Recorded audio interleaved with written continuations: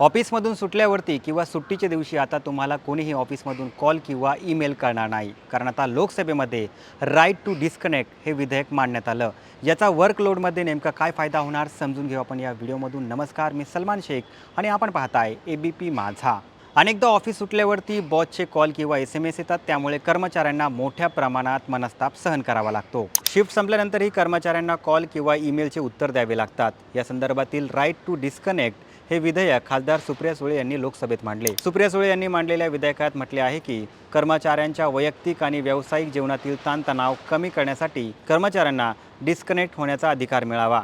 जगभरात डिजिटल क्रांती, माहिती तंत्रज्ञान, इंटरनेट आणि स्मार्टफोनचा वेगाने प्रसार झाल्यानंतर कामाचे तास संपल्यानंतरही कर्मचाऱ्यांशी ईमेल, मोबाईल किंवा मेसेजिंगद्वारे कामानंतरही संपर्क साधण्याची प्रवृत्ती कंपन्यात वाढू लागली आहे। सततच्या कामाच्या संपर्कामुळे मानसिक आणि शारीरिक ताण वाढत गेल्याची उदाहरणं पाहायला मिळतात। यावर उपाय म्हणून प्रथमच युरोपमध्ये राईट टू डिस्कनेक्ट या संकल्पनेचा विचार केला गेला। आता या राईट टू डिस्कनेक्ट या विधेयकामध्ये नेमकं काय आहे ते आपण समजून घेऊया। सुप्रिया सुळे यांनी कर्मचारी कल्याण प्राधिकरण स्थापन करण्याची तरतूद नमूद केली आहे।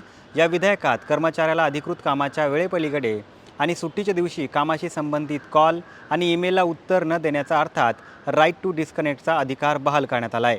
भारतात ही तंत्रज्ञानाचा वापर झपाट्याने वाढत आहे। Online meeting, work from home, सततच्या कामामुळे मानसिक आणि शारीरिक थकवा म्हणजेच बर्नआउट ही समस्या झपाट्याने वाढते। या पार्श्वभूमीवर भारतीयांना देखील डिजिटल युगात तणावमुक्त आयुष्य जगण्याचा अधिकार मिळावा, यासाठी राईट टू डिस्कनेक्टची गरज आहे। हे विधेयक आता खरंच अंमलात येईल का? तुम्हाला याबाबत काय वाटतं? आम्हाला कमेंट करून नक्की कळवा आणि अशाच व्हिडिओसाठी पाहत रहा एबीपी माझा। एबीपी माझा, उघडा डोळे बघा नीट।